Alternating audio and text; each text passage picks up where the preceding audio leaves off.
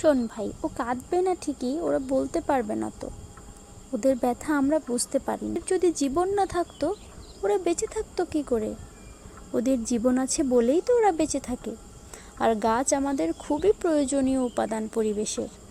গাছ আমাদের অক্সিজেন দেয়, আমাদের আশেপাশের সমস্ত কার্বন ডাইঅক্সাইড সে নিজে নেয়, নিজে নিয়ে আমাদেরকে অক্সিজেন সাপ্লাই দেয়।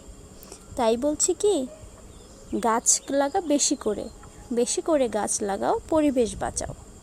তুই তোর সমস্ত বন্ধুদেরকে এটাই বলে দিবি যে বেশি করে গাছ লাগাও, পরিবেশ বাঁচাও। পরিবেশকে বাঁচাতে হলে আমাদের অক্সিজেন প্রয়োজন, আর সে অক্সিজেন পাবো আমরা গাছ থেকে। হ্যাঁ আপু, তুমি ঠিকই বলেছ। বেশি করে গাছ লাগাবো আর পরিবেশ বাঁচাবো। আমি আমার স্কুলের সমস্ত বন্ধুদেরকে এই কথাটা বলে দেব, আর ওদেরকে বুঝিয়ে দেব গাছ আমাদের কত উপকারে আসে। আর সবাইকে বলে দেব যেন কেউ আর গাছ না কাটে। আর যদিও কোনো প্রয়োজনে গাছ কাটে, একটা কাটলে যেন সেই একটার পরিবর্তে আরও 3টা গাছ লাগিয়ে দেয়।